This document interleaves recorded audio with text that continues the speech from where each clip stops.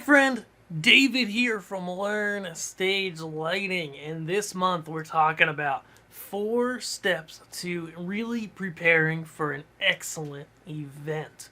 And this is going to apply if you weren't here. Check out the last video, first of all, somewhere on YouTube. But if you weren't here in the last video, we talked about what the 4 steps are and the first step, planning.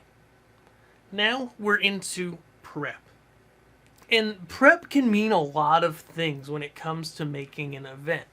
But I can tell you, not only from what I know in my head, but also from observation, spending a little bit of time to be really intentional about preparing for your show's setup is going to not only make your life less stressful, but often cut down on the amount of time that you spend doing stuff on site. Okay? And this saves money, this saves hours, volunteer labor. There's so many things that being intentional in the prep will save you on. I can't say enough how much I appreciate when companies, clients, people I work for take the time to really prepare. And then I do the same as well. When I'm designing a show, and this, could be controversial, but I go a little bit above and beyond. I do some preparation that's not always paid by these clients because I know it's going to make my life smoother on the other end. And I know not everybody does that, but that's okay. So when we're talking about preparing for a show, about prepping, what are we talking about? Well, we ended the last video talking about actually being in the warehouse, grabbing cables off the shelf, scanning out fixtures if you're in a production company, or if you're at a church, gathering your fixtures. If you're doing a DJ set and you've got some stuff, gathering up all the lights you have, any lights you're borrowing from somebody else. You're putting all the pieces together and getting it all consolidated, ready for your show. Okay? At this point, there are a couple things you can do that can really help speed up the setup process. The first is going ahead and preparing and labeling cables ahead of time. Okay? Especially if it's a show you're going to do multiple times, but even if it's just one that you're going to do once, that you're going to need, a 100-foot cable to get from here all the way across the venue. That you're going to need, or you can find out how long the cables are going to be to get to the lights behind the band or the DJ or the church.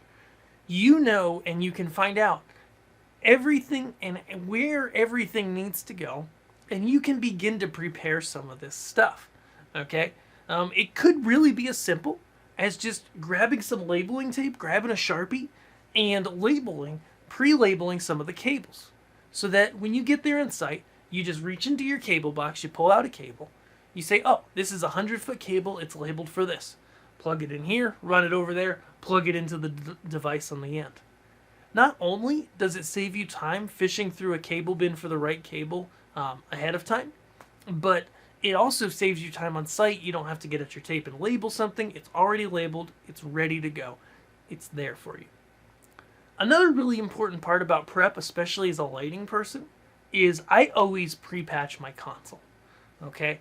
Always patch my console ahead of time. And this is a little bit of an advanced tip, but I usually use a professional grade console such as Onyx that offers cloning. And I often clone in the house rig or whatever the rig I'm going to be working with is. I'm going to clone in some programming that I've already created. Okay? But at the very least, before you get on site, patch your show.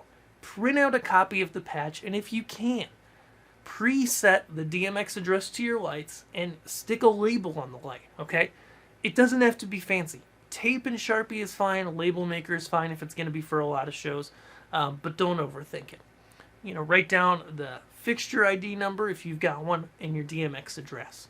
And what the fixture ID is really just how you refer to that in your console. Usually there's a number associated with that. Taking the time to pre-label and address this stuff ahead of time can really save you a lot of time on site. For example, I'm in a shop and I've got a light in front of me, okay? Maybe I've got, 10 lights in a case or, 2 sets of 6 or whatever in a case right here in the shop.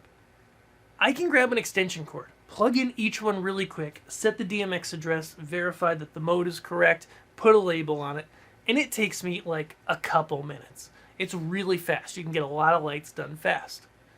Compared to on-site, you might not know exactly where power is when you're setting up. If you don't address the light on site before you hang it or place it on stage, now you're walking around on stage, you're crawling, you're getting on your knees, you're having to go up in the air and reach stuff may be hard to find. It's just simply a lot easier to pre-address your lights ahead of time, and that's going to save you time on the setup for your show. It's going to save you so much time, okay? And so I'm a big proponent of that. Now, if your lights in your console do support what's known as RDM, or remote device management, you can kind of skip this step because you are able to do it from your console. But most often, I see in the lighting world still today, people aren't using RDM. And even if you are, if you've got like 100 lights, or anywhere near that, it's actually slower to poke and prod through RDM and match up all the lights and address them than it is to just sit there in the shop, go boom, fixture number, type in the address, enter, stick the sticker on it, you're done. As I mentioned, if it's going to be for a bigger show or multiple shows, I use a label maker, or I print out labels. You can print them out on those Avery size address labels, and they could just print on a regular inkjet or laser printer. Those can be really helpful as well. Now, the last thing in prep is, like we talked about in our last video, just making sure and double checking you've got all your things and a little bit of extra.